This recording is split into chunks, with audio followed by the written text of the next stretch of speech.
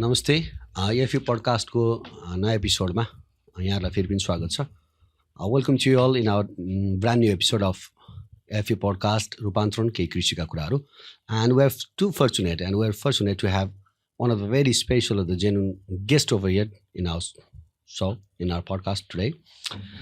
She's none other than Professor Dr. Olga Bolden Tiller, Dean from the College of Agriculture, Environment and Nutrition Sciences, Tuskegee University, and she is also the PI of USAID-funded Agriculture Higher Education project. Has been implemented since few last years. So we are going to talk about her experiences and her journey, academic journey throughout her life. So before starting the show, first of all, I'd like to welcome you all in our show. Welcome. Thank you so much. How are you? I'm doing well, thank you. Thank you for having me. Thank you for managing time for us, because despite of your, you have the Fed-side schedules and you're flying back to US within few days. Thank you for thank you for coming over here. Okay. How when you're staying in Nepal? How are you? Are you okay with the Nepal, the climate, the weather? You are good? So I'm enjoying staying in Nepal. Okay. It is cold a little bit, so not as cold as it was last year when I came. I'm allergic to the cold, so I'm always happy when it's warmer. But I've been here in July as well when it's super hot, so I'm not going to complain. So you're fine with this. That's right. That's right. So it's been multiple times you are coming back to Nepal and to multiple countries, with these multiple context. Some sort of, the work of the things from the university or maybe some sort of project. How do you find Nepal this time? You know what? This time was a little extra special because this time we actually had the Gender Equity and Social Inclusion international conference. And I was able to not only come with my team from Tuskegee University, but we also brought people in from Pakistan, Bangladesh, India, and a couple of other countries. And they got a chance to experience Nepal, some of them for the first time. So it was really exciting for me to be able to come and talk about the work that we've been doing here and to show off, like, I'm the senior person about Nepal a little bit this time around. So yeah, I think you brought some of your two students from your Tuskegee University also. I think they're also enjoying the stay of Nepal. Is that all? Absolutely. So this time around, we got a chance to bring 11 students with us here to Nepal. And so they got a chance to do some cool things like ride elephants and go on the jungle safari. We have a number of students at our school from Nepal. And so they got a chance to visit some of the cities so far that some of their peers that they know back from Tuskegee are from. And so that's really exciting. And for them to get a chance to see it firsthand. Yeah, that's a wonderful, it's been very wonderful because the students from the Agriculture and Forestry University also, they're going to visit states, and as a part of the project. And how's the project is going on? The project is going really well. And so we've been able to really address 4 different objectives. Our first objective is looking at curriculum. And so we've been able to provide information around different curricular changes, some of which have been implemented. I think some of the students will be excited because we were able to reduce the number of credit hours for some of the degree programs, which is going to be great, especially in the animal and veterinary sciences program, because they wanted them to be super smart there. And so they were taking a lot of classes. And then in addition to curriculum, the gender equality and social inclusion was a very important part. And so, as I mentioned, we just finished the international conference as well. And then we also had the youth entrepreneurship objective. And so today at the expo, I was able to visit with about 5 or 6 of the students and the projects and their groups. And so we saw several added value projects on packaging with fish. And so I'm really excited about that. And then, of course, we had the research opportunities for students. And I'm a reproductive physiologist. And so one of the students who got research funding did work with artificial insemination. So that was cool. And I could ask him a lot of questions. Yeah, that's nice. I think you also got the chances to visit the expo and the agri fair happening over here. And what kind of impressions do you have while visiting the expo? Is that good? You know what? It's excellent. So I was able to share during the opening session that extension actually started at Tuskegee University for the entire world. And George Washington Carver, who of course was a famous scientist who worked at Tuskegee, he and his students, they thought that it was important not only to do research and education, but they realized that a lot of farmers, they weren't coming to college, and some of them were far away and they didn't have access. So they actually created the opportunity to take information out to producers that ultimately led to the Smith-Lever Act that established extension in the United States, which has now become a part of land-grant institutions.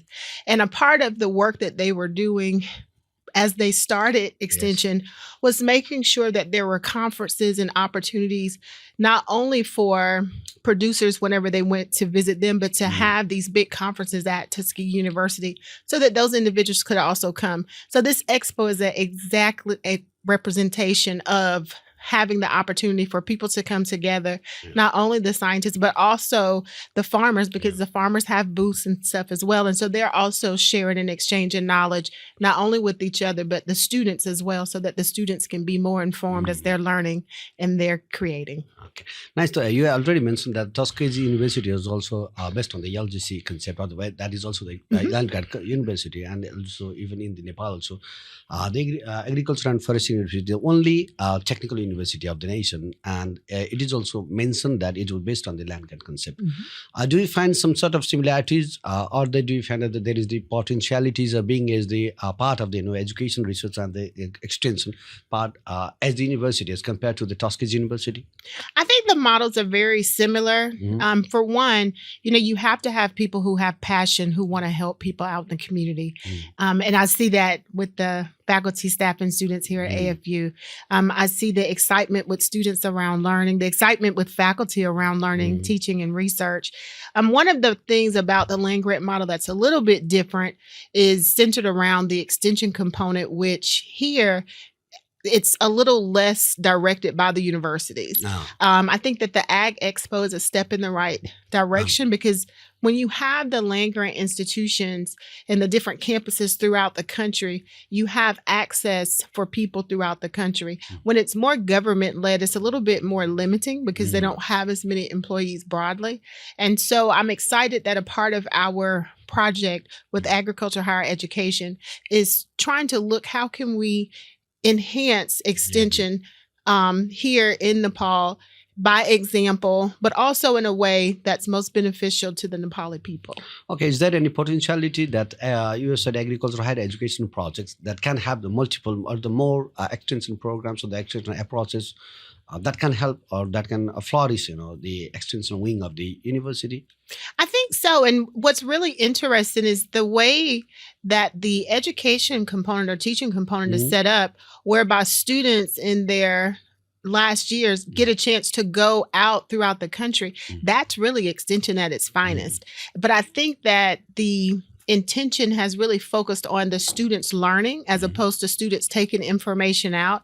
And so I think that one of the ways that we can really kind of help modify and enhance extension is to be very intentional about advances in technology that we want to see implemented. I know, for instance, there's a lot of challenge with the soil and whatnot, and just the health of the soil. And so you have opportunities to increase the nutrients by liming and utilizing organic fertilizer, things that the students here are really working on and doing research on. But as they're going out and working with the producers, if they can take that information out, I think that that would be really beneficial. And again, a perfect example of extension. But you have to hear from the people and understand what their needs are. And I think that that's where there's a little bit of disconnect, so that when the students are going out, they're not just going out to help, but they're actually taking the answers to the questions that the farmers have. So the farmers could be benefited from it. That's exactly right. Okay. So, but going back to you, can you share your, some sort of professional, you have, I see you, I see your CV. Google also says too many things about you. So you have been through so many, you have a very long journey to professional, the personal career, the academic career. You have that much lovely. So can you briefly tell me about the up to deanship to the Tuskegee University? So I am from a very small town of Uh-huh. what I like to call a one red light town in South Georgia in the United States. Uh-huh. I did not come from a farm, but my mother's side of the family, they farmed. Mhm. And I think it's from them and just seeing them. Agriculture was just always a part of our lives. And they were just always hardworking people. We got a chance to go and be a part of that during the summertime. My mother was a home economics teacher. And so that's a part of agriculture, usually in the College of Agriculture. And as a part of her job, she did what we call extension worker extended day. And so she was always working after normal hours from teaching high school, working with people in the community, teaching them different skills related to agriculture, textiles, etc. And I have lots of sisters. And so we were always, hanging out with our mom and watching her, help and work with people. So we just think that that's what you're supposed to do.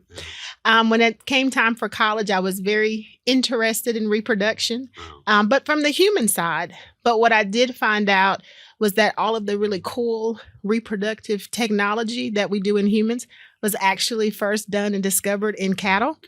And so I ended up studying animal sciences, doing reproductive biology. I did a postdoc at MD Anderson Cancer Center, looking at abnormalities associated with reproduction with cancer treatment. But I really missed working with people and working in agriculture. So I decided to join the faculty at Tuskegee University, which has been almost 20 years ago at this point. And it's just been a wonderful, wonderful opportunity. Tuskegee University, it's a big name, but a small school. And within our department, we get a chance to work with people not only from our respective disciplines like animal sciences. So even though I was an animal scientist, I work with soil scientists, I work with plant folks, I work with environmental science folks and food and nutritional science folks. And it's just been a great opportunity. And so just doing research and, hanging out with those folks. We had a lot of seasoned people. We have very internationalized faculty.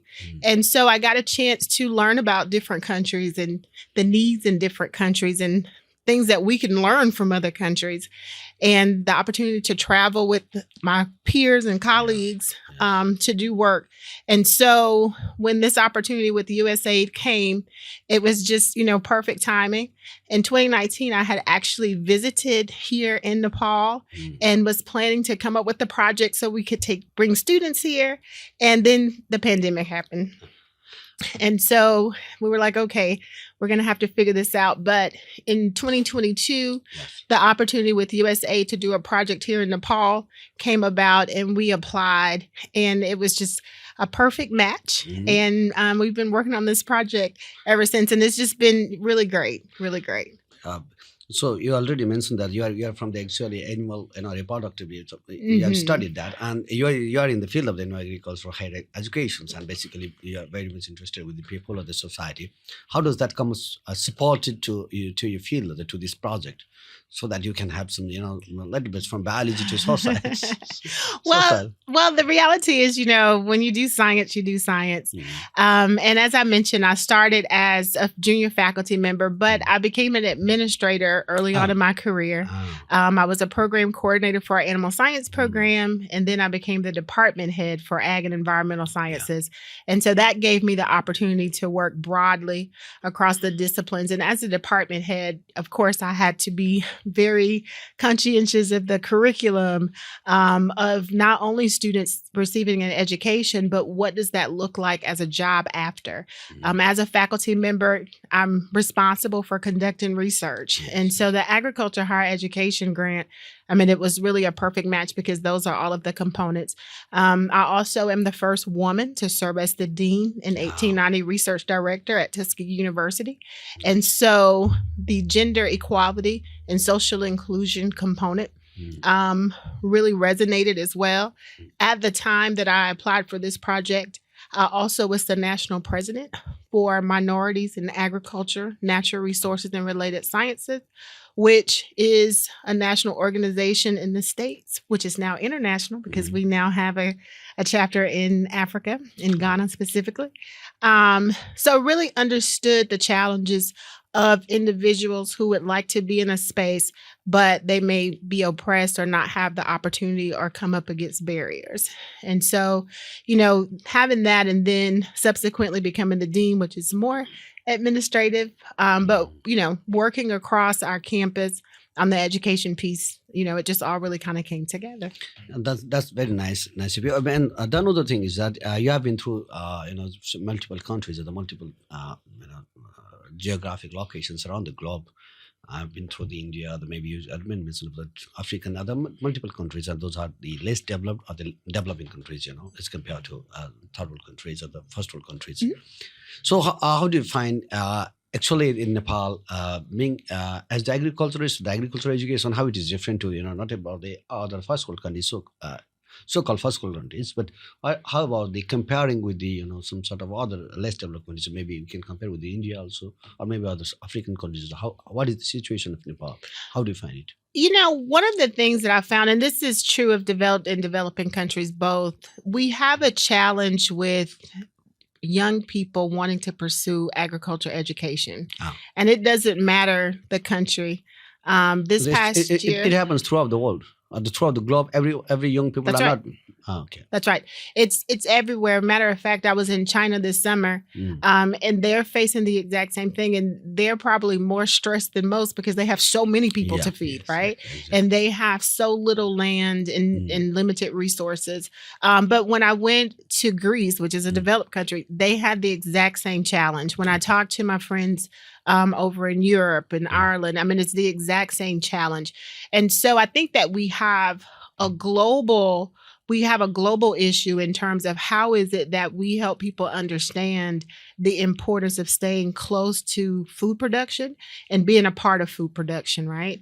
And I'm from the United States. We're a developed country, but I'm from rural America. And so we have the same challenge that people want to leave the rural communities and they want to go to the cities. It seems better. There's more access to jobs and what have you. But, it's the people that are in the rural communities, the people who are committed to agriculture and working hard, at the end of the day, that, that we depend on to make sure that we eat. And so I think that that's one of the things that there's more likenesses than differences. Some of the differences that I would say center around some of the limitations that may be imposed by government or lack of resources or what have you around the utilization of technology in agriculture production, a lot of different levels, if you would, in terms of how people are utilizing that. Also, a lot of the more recent technologies, especially around precision agriculture, they're focused on large operations. Yes. Well, around the entire world, most farmers are small-scale farmers. Yeah. Even in the United States, most of them are small-scale farmers.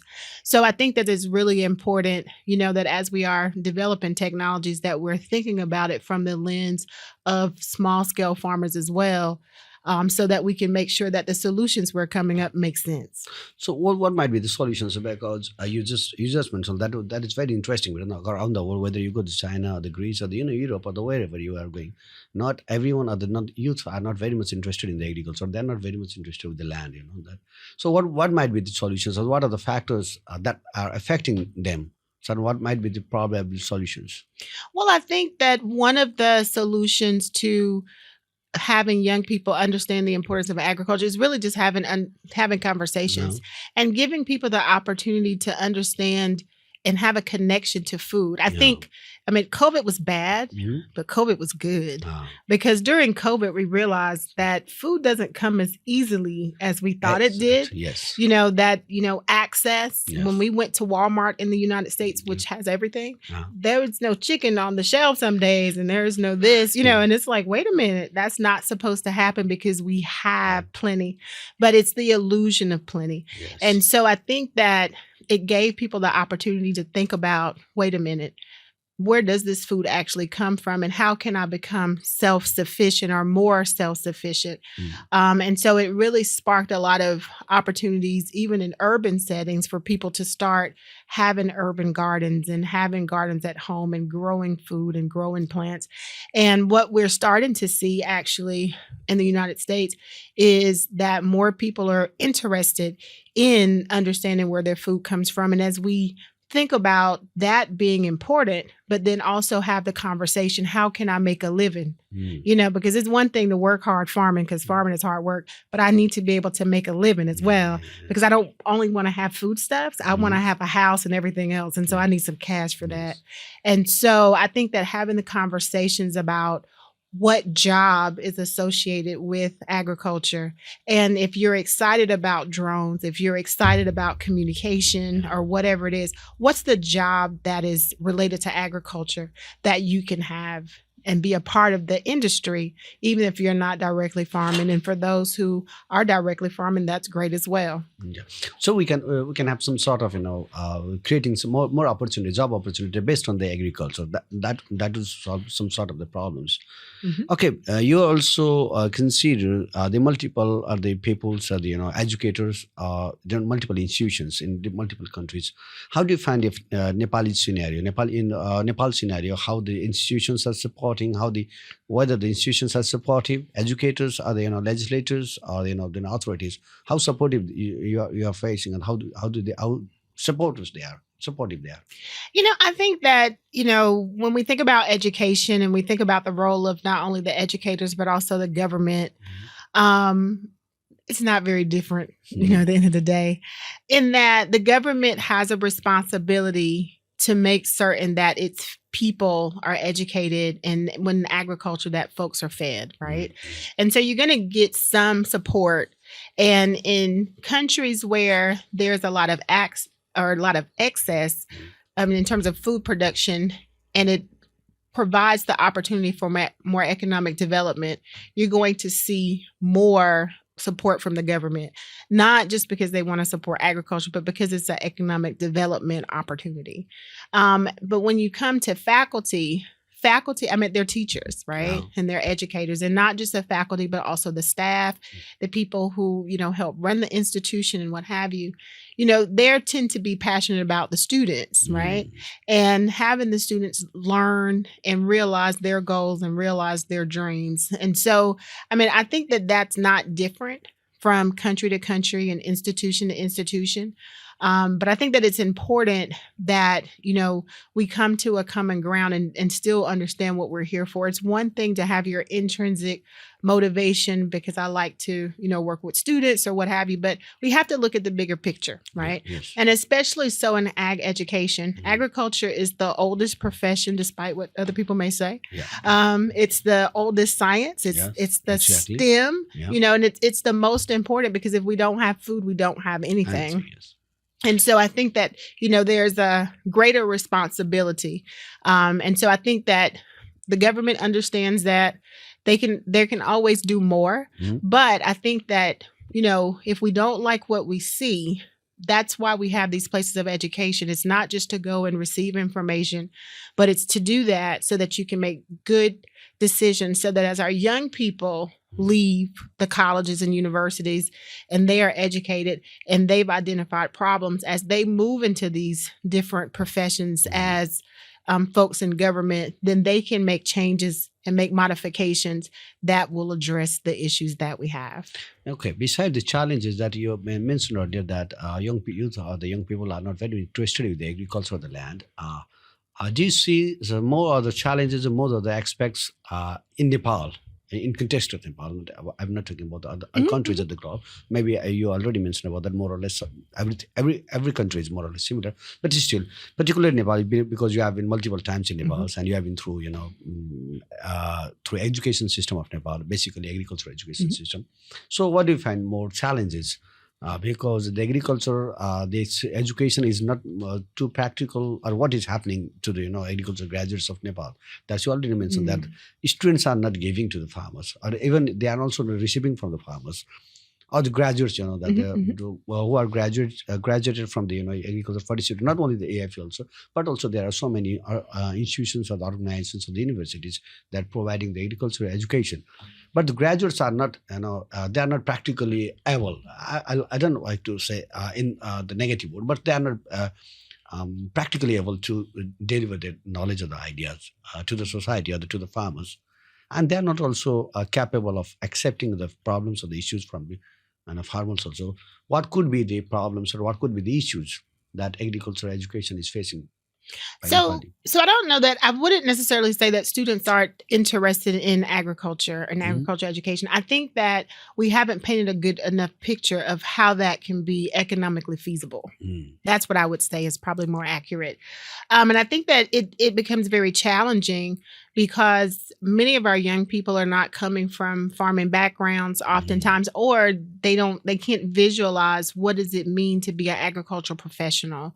I mean, even when I look at students that are here and from conversations that I've had with students here in Nepal, as well as faculty and people from the industry, I think the challenge that we have, one, technology is moving so quickly, right? Yes. So it used to be, and agriculture is the slowest adopter of technology, but it still moves so quickly. And I think that the disconnect centers around, as you say, it's not that the students, I think, can't apply things that are practical to the farm. I think that a lot of times the farmers may not be receptive of what the young people would like to do. But at the same time, I think that with the quick advances of technology, we've lost the art of how we interface with people. And so our students maybe don't have the skill set to, for lack of a better word, convince the farmers that this is a good thing. But, when we look even back 50 years, 60 years, with even the incorporation of like hybrid corn, if you would, into farming practices, the farmers were not receptive. And what happened, Pioneer Hybrid that came up with this alternate strain of corn, they actually started teaching it to the young people in the schools through 4-H. And that's actually how 4-H, if people have heard of 4-H, was created. Yes. And 4-H was really a vehicle to train the next generation in the utilization of technology. And so it's a whole different thing now. But that's how it was made. And so we have to look at how do we incorporate the youth, not just at the college level, but below the college level, such that we can make sure that we are incorporating technology into agriculture. Okay. Coming to that, I just wanted to go through some of the geographical, thing of the Nepal, exactly. That Nepal is a small country that is the landlocked, small, basically Himalayan, mostly majority of the land area is based on the Himalaya and the hilly areas. We don't have that much of the hilly areas, only about 17% of the plain areas. So in that context also, with your experiences and with your knowledge, what do you say? Is that feasible agriculture in our context also, even in our landlocked area also, having the very few or the less plain areas to cultivable, LEAs are very low. And we do have the very giant neighbors, India on the other hand, and China is on the other side, the northern side of the nation. So what do you consider whether it is very feasible? You already mentioned about that agriculture must be economically feasible. You have to, before convincing the farmers, the people, the youth. So what do you think? In this context, are they considering all the factors, the external and the internal factors of the nation? What do you think? Agriculture could be the economically feasible of this nation? I think so. I mean, again, people want to eat. And so, but because food is so important, and not only to just daily eating, but to culture, to people's everyday, way of life, because food itself is so important, not only for living, as I mentioned, people are moved by food, right? And so it's going to always be important. But one of the things I think that gives Nepal really a novel opportunity is because it does have so many different types of terrain. And so it's really a great experimental opportunity because you can do research and experiments and discovery here about food production all at one time that you can't do anywhere else. That's going to take many, many seasons. In Nepal, it doesn't take that. So I think that, as a country, Nepal, need to think about how do we utilize, our differences, what one might see as limitation to traditional commercial agriculture, to really be an asset. And so I think that that's one of the things when we talk about precision agriculture, when we talk about the utilization of technology, and how we can incorporate that into agriculture, you can see those differences more rapidly here because you have all of those differences in terrain. And so I think that that's actually a benefit, but we have to look at it that way. Okay, that's the wonderful. And another part is that you keep on coming Nepal, and so culturally, you basically we're very different because we speak in a different language. Even I really noticed that you are feeling a little bit sleepy away in the program also because you have to go through all the more than 2 hours of the Nepali. Everyone is speaking Nepali in the Nepali program, and hardly people are speaking in their language. And you hardly understand them. Thing, but still you kept on coming, not only because of the project. I don't believe that you kept on coming only because of the project. Maybe there are some sort of the cultural aspect of the cultural part you like in Nepal. Would you like to share what are the things you like the most in Nepal? So I was just resting my eyes, as my grandfather would say, because I had so many thoughts. That's what I'm going to say. That's what my granddad always said. He said, I wasn't asleep, I was resting my eyes. Because jet lag is a real thing. But you know what? Before I came to Nepal, I had the opportunity and the pleasure of knowing a number of Nepali people. So within my department, we have a number of Nepali faculty. Over the years, I've met a number of students from Nepal and work with them, and just, see how great they are and how eager they are to learn. And what have you. And so that's always exciting. And, I've never met a person who said that the Nepali people are not nice people, because they are. And to always feel excited and welcome, even from the ones who look up and say, man, you're really tall and things like that. But, I think that, people are outstanding. When you deal with people who do agriculture, they're always awesome. I always tell people, I don't care where I've been, if I deal with people from agriculture, I'm always going to have a great time. And the people of Nepal, they're just warm and inviting. I don't necessarily understand the language per se. The only word I know in Nepali, and it's true, it's probably la. That's the one that I know, right? But I have, like I said, been around Nepali folks for a long time. Dr. Nagarum is my colleague. We actually started Tuskegee at the same time. And so it's like I can understand even if I don't know all the words. And people from Nepal, they interject the English language into the Nepali. So if I'm paying attention, I actually do understand what's happening. Like today, everybody was talking about the land-grant system. And I totally understood that. Nepal is also more expressive, they can say more things in the expressions. That's exactly right. And like I said, the Nepali people, I've never had a bad experience since I've been coming. And even when I came the initial time back in 2019, I always knew that this was a place that I wanted to come back. I've brought family here with me, and they're excited, and they've been back. And so, again, this project has allowed me to bring not only folks from Tuskegee University, but colleagues from a number of other institutions and organizations as well. And they also have had a great experience. So it's just something special about Nepal, and I'm excited about it, and to kind of keep coming. And then when I get to go back and talk with my students from Nepal, we always have cool things to talk about. So I know, and you're coming back in February even for I will be back. That's right. So on this note, I just remember a question. I just remember a thought that how culture affect the agriculture, but how agriculture affect culture. What do you say? What's your take on this? You know what? Again, agriculture is the base of all culture. I mean, at the end of the day, it's the base of all culture. There's no country that you go to that you're not going to, the first part of the country that you understand about culture has to do with food, and then how that food comes about. It's so funny. I've been to a number of countries, and one of my sisters, she travels with me a lot, and she would go to all the cities. But when she travels, we never go to the city. We're always at the farms. We're in the agricultural settings. And so that's just an important part of the culture anywhere you go.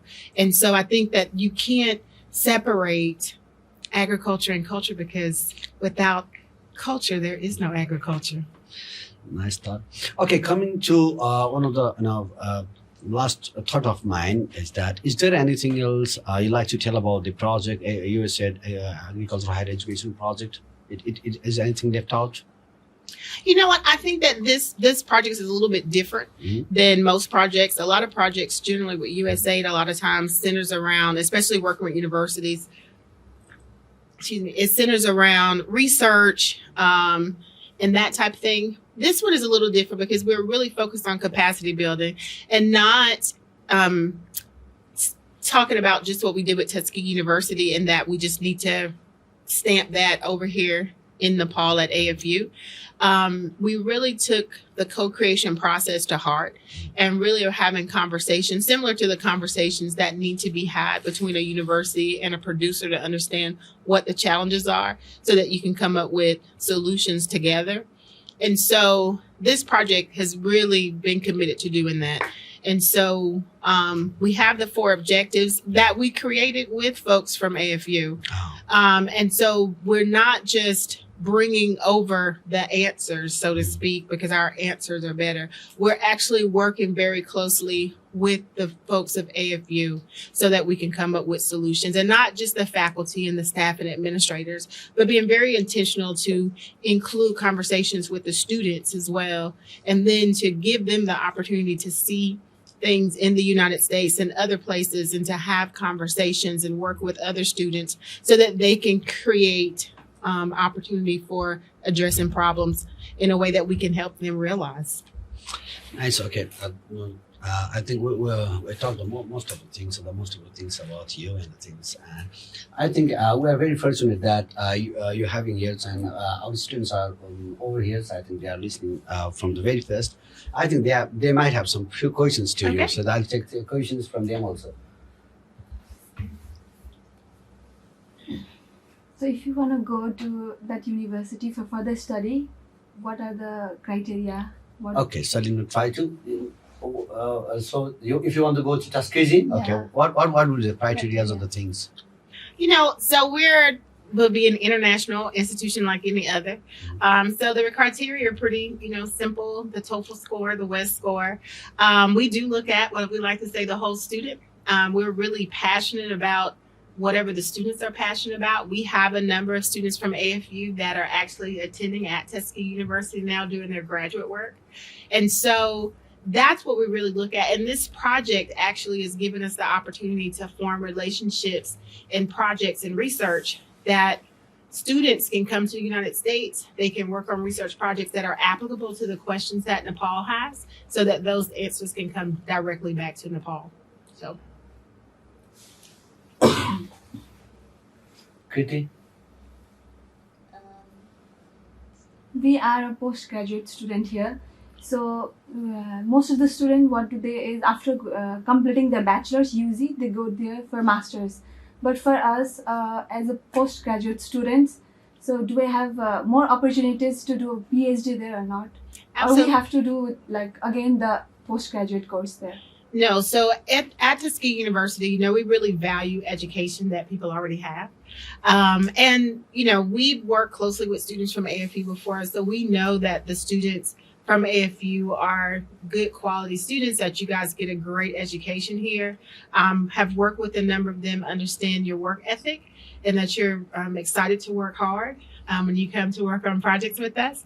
And so students who already have a master's degree, they can go directly into PhD programs there at Tuskegee University. And we have a number of PhD programs, a lot of which are integrative, so they're multidisciplinary. So students can focus on a lot of different things. We have projects around policy, integrative public policy and development, but students who want to do biosciences, plant sciences, we are doing research in everything you can imagine there at the university, artificial intelligence. And we're doing it particularly with an intent utilizing small scale farmers as our focus. So that's a little bit different than what a lot of the larger schools do, because we are really intent on helping limited and small-scale farmers. I haven't seen many students going abroad and studying extension education. Why it is difficult for the students like us to go and study extension PhD or master's degree in particularly in extension subject? Why it is difficult for us to Because pursue everybody says that degree in abroad? Everybody says that the extension of our country, Nepal, and other countries, it's different. So, as much as people are going there for doing their masters in other plant Subject, biological but kind the of social subject, the extension Yeah. subject, It's very rare. It's very rare. People pursuing extension degree from Nepal or other countries is very rare. So why is that so? You know what? I think it really has to do with what I talked about a little while ago. Students being able to understand how they can move into a job, right? I think because the extension program in here in Nepal is somewhat limited. When students think about, if I go and get a degree and come back here, then what job is going to be waiting for me? It's very clear if you go into plant sciences or soil sciences, but it's less clear if it's ag education. And so I think that students just don't think about going into ag education, even though it's probably the most important part of agriculture. Matter of fact, I was talking to a young man, he's not a student, a young man, I think he was from Nigeria a few months ago. And so he had come to the States to do his PhD in ag education because he had, gotten his credentials and he was working with folks, but he realized that that gap was really transferring knowledge to the people who are actually producers. And so I think that, as we talk about the importance of ag education, of which extension is a very important part, it's the informal arm of ag education, and getting the word out to producers, I think that we should be emphasizing getting these degrees in ag education and rural sociology, especially as we talk about how do we transform and enhance extension here in Nepal. But the opportunities are absolutely there. And I definitely encourage individuals to seek those opportunities. Do you have any questions? Milan, do you have any questions? Sushmita, do you have any questions? Okay. So what motivated you to pursue education in agriculture? What motivated you to do agriculture? Oh, this is terrible. I really hate that you asked me this question. And I'll tell you why. It's because of him. So he calls me bossy. And so I will tell you, when I was an undergraduate student, I knew I wanted to do research. I really, I like doing research. But I was like, oh my gosh, I can't have a boss who's an idiot. So I need to be the boss of the research, right? Which is true. And I was like, to be the boss of the research, I have to have a PhD. And so I don't even have a master's degree. I went directly into a PhD program because I knew that I needed to do a PhD so that I can be the boss, and not really being bossy, but it's the principal investigator that gets to choose the research. And I knew the research that I was really interested in. And I didn't want there to be a person to tell me, no, you can't do that research. And so that's what made me go on to do a PhD, so that I could be in charge of the research decisions. But, I'm going to call it innately bossy because, I'm very aggressive. I have a little bit of an aggressive personality, or enthusiastic, passionate. That's what I'm going to call it. And that was before I ever got a PhD, right? So. But still, she's quite interested in why you choose agriculture for this. Oh, but you know what? I chose agriculture specifically. So as I mentioned, all of the cool inventions and discoveries and new technologies in reproduction, even though they were starting to be utilized in humans, they have been done in agriculture, or discovered in agriculture. And after majoring in agriculture and animal sciences and being in a college of agriculture, I could have then moved on to like a biology degree program. I even postdoced at a cancer hospital. But I really missed people and working with folks in agriculture. And, as an agricultural student, I really understood the importance of being able to contribute to producing food. As I mentioned, my family on my mother's side, has a farm. And so the pride that I see with them and from them, and when they can contribute and make sure that people can eat. It's just always been a part of me and my family. And so I miss that, and I miss working with students, being able to become a part of that. So I definitely decided to go and work in agriculture and become an administrator, and I haven't left. Is that all? Yes. Okay. Thank you, Olga. First of all, once again, I'd like to repeat the thank you that you managed to time for this and for the interview, for sharing your experiences and the ideas, especially of yours, and not only yours, but also the project you have been involved in here too. And it's our fortunate too, because we got the time to catch you up. Thank you. And I hope in the future you do have a very great impacts over to the society, to the people, basically to the agriculture, the farmers. And with this, we don't have much, but we have a smaller token of love for you from our side. Thank you so much. Okay, this is a small token of love. You have been here. And this is also a small token of love Thank for you. your time. And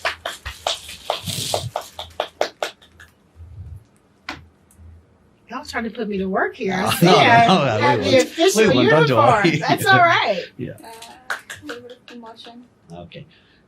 It's been you. very nice you come here, and I think you keep on coming. I know we will see you in better position we have the very important individual impact, having impact all over the areas in the society and agriculture. Thank you so much. Thank you for the opportunity. And one of the things I'll tell you that I'm hoping to do, we've been doing a lot with the college students, but we're hoping to do some work with some of the students from the high school. And so I'll be looking to the college students to work with us on our youth initiative there as well.